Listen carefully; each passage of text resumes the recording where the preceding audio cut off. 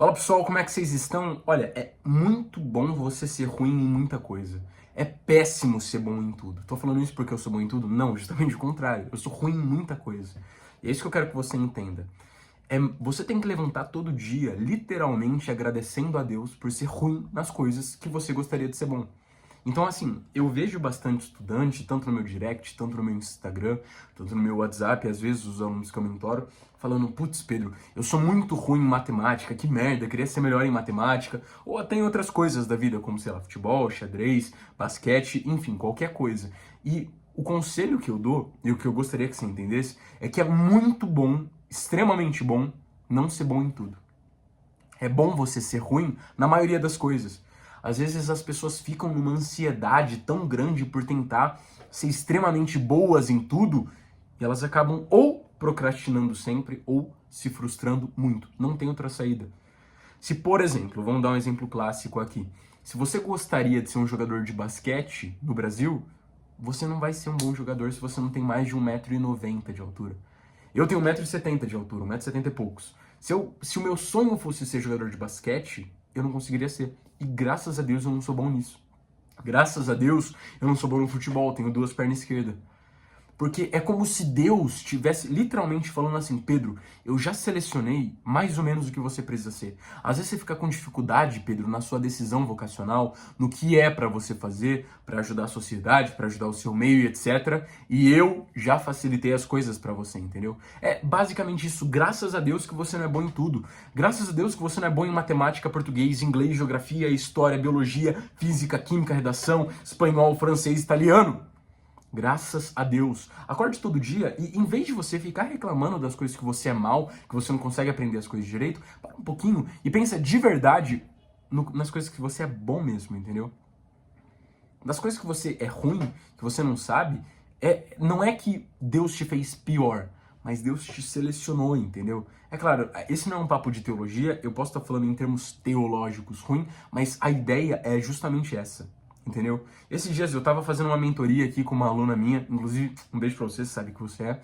E ela tava muito chateada, até chegou a quase chorar, por causa que ela não conseguia melhorar em matemática. Ela tinha uma nota um pouco maior do que a média em matemática, nas outras ela já estava muito bem. Inclusive, na média final dela, ela conseguiu uma ótima nota, mas ela estava super frustrada porque ela não conseguia melhorar muito em redação.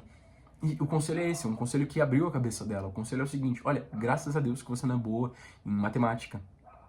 Graças a Deus você não é boa em redação. Graças a Deus você não é boa em história e, enfim, qualquer matéria.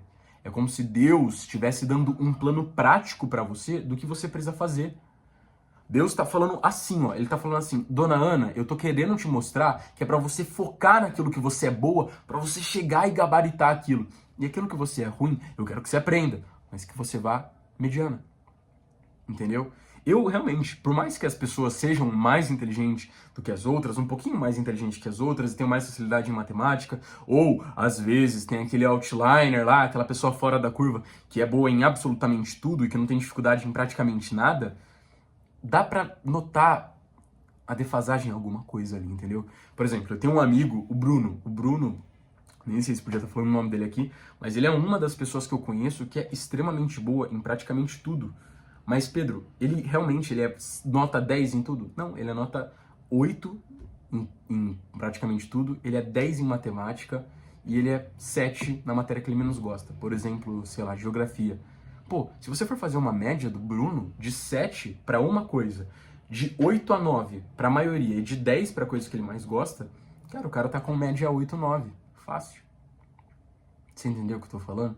Então, assim, às vezes é muito mais de uma ansiedade que vocês têm. Às vezes eu até tinha no meu período vestibular, de tentar ser bom em absolutamente tudo, desde da matéria 1 até a matéria final, assim, pô, tentar tirar 10 em tudo. E daí depois, pô, eu também jogava xadrez, eu queria ser o melhor no xadrez, queria ser o melhor no futebol, o melhor no basquete, na natação. E olha, meu filho, Deus olhou pra mim e falou assim, você tem 1,70 m, basquete não vai rolar pra você. Você tem 2 pés esquerdos, você não vai ficar bom no futebol. Você não é tão bom em português, gramática, essas coisas, ó, não foca nisso. Mas você é bom em matemática, Pedro.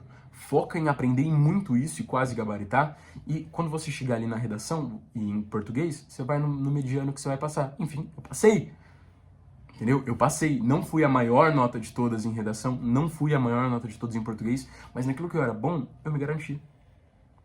Essa é uma ideia que, por mais que ela seja simples, ela é muito boa e gostosa de você ter em mente, porque além dela te aliviar, ela te dá planos práticos para lidar com a realidade.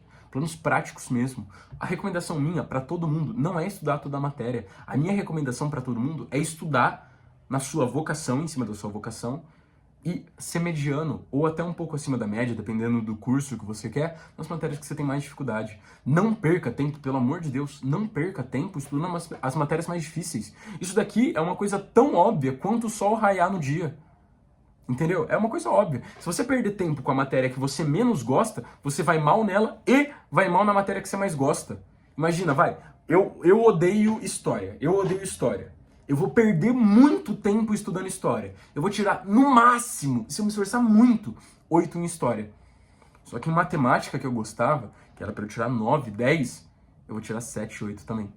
Pô, minha média caiu, entendeu? Então, essa ideia, ela é boa. Quando vocês entrarem na faculdade, ou até se você está na faculdade, você já percebeu. Eu tenho certeza que você já percebeu. A ideia é exatamente essa. Na faculdade, a gente tem aula de BDDIP, de genética, de psiquiatria, de psicologia médica, a gente tem aula de cirurgia, a gente tem aula de um monte de coisa. Se você literalmente perder tempo estudando para absolutamente tudo, para tirar 10 em absolutamente tudo, você não consegue. Você precisa olhar para algumas matérias, às vezes que você tem uma vocação pessoal para aquilo e investir naquilo. Eu tenho um menino da minha sala que adora cirurgia, ele quer ser cirurgião. Eu já não gosto de cirurgia. Ele tá lá e tá focando em estudar cirurgia pra caramba mesmo, sabe tudo. Ele provavelmente sabe menos sobre psiquiatria, sobre psicologia e algumas outras coisas que eu. E até sobre neurologia. Só que para aquilo que ele gosta mesmo, ele sabe muito. E a tendência é essa. A tendência é que seu conhecimento não seja um mar raso, mas seja um mar relativamente raso com um centro profundo na matéria que você mais gosta. Esse é um conteúdo óbvio pra caramba. Quando a gente tá falando, sei lá, por exemplo, vou pegar um livro qualquer aqui, ó, o Matthew Walker, que dedicou a vida para estudar sobre ciência do sono. Ele dedicou a vida para ser o cara do sono. Ele dedicou a vida inteira dele. Pô, mas vai falar que ele não tirou notas boas na faculdade. Só que na matéria que ele gostava, ele foi muito bem. Bastou alguma coisa? Pô, o cara tá rico, tá bem sucedido, vendeu um best-seller. Entendeu? Talvez um dos livros mais comprados do mundo inteiro sobre a matéria dele. Por quê? Porque ele soube se dedicar àquilo. Entendam o que eu tô falando. É um conceito simples, mas que vale a pena você ter em mente. Você precisa ser muito bom em alguma coisa, extremamente bom naquilo que você gosta. E mais do que isso, eu até falaria outra coisa além de ser o que você gosta, mas naquilo que Deus fez você fazer. Pra você fazer, entendeu? Então, por exemplo, por mais que eu adorasse basquete, eu nunca poderia investir em basquete. Pô, vamos supor que eu adorasse basquete, adorasse muito. Eu nunca vou poder estudar muito basquete, treinar muito, porque eu nunca vou jogar numa seleção. Nunca. Deus me limitou. Fazer o quê? A mesma coisa com as suas matérias. Mas, Pedro, eu gosto muito disso. Pô, eu gosto muito. Tá bom, então seja ali mediano. Pô, você joga basquete? Não jogo, mas é um hobby. É um hobby. O que Deus pediu pra você fazer? Estuda aquilo. Vai até o final. Deus te mostrou, tá na sua cara, tá estampado que você precisa estudar. Estuda muito aquilo que você gosta para garantir muita nota naquilo que você gosta. Não ouça esses professores que falam para vocês ignorarem aquilo que você gosta e focar naquela matéria mais difícil, que você precisa ir muito bem naquela matéria que você menos gosta. Não. O próprio Enem, ele é dividido em dia de humanas e dia de exatas. Se você tem mais facilidade em humanas, você vai estudar mais para humanas, para garantir nota. E exatas, não deixe de estudar, mas você tem liberdade para ser mediano. Você tem liberdade para ser um pouco pior. É aquele lance de dar um passo maior do que a perna. Se você tentar estudar muito exatas e você não gostar ou não se der bem com a matéria, você não vai chegar em lugar nenhum. E olha, tem muito caso da pessoa ser boa em alguma coisa e ela gostar de outra. Eu já vi pelo menos uns 2, 3 casos na minha sala. A pessoa é muito boa em, sei lá, cirurgia, por exemplo. Muito boa. E é péssima em psiquiatria, já que a gente tá usando esse exemplo. Péssima em psiquiatria. No estágio de psiquiatria não acerta nada, mas no de cirurgia acerta tudo. E ela quer ser psiquiatra. Ela pode ser psiquiatra? Ah, pode, pô. Mas se eu fosse ela, eu não seria. Você entendeu o que eu tô falando? Existe algo que literalmente Deus pediu para você fazer. E se você não acredita em Deus, tudo bem. É o que o seu corpo biologicamente foi programado para fazer e para entender. Invista em muito nisso. Muito mesmo. É menos gosto e mais vocação. Você entendeu? Beijo pra você, tchau, tchau.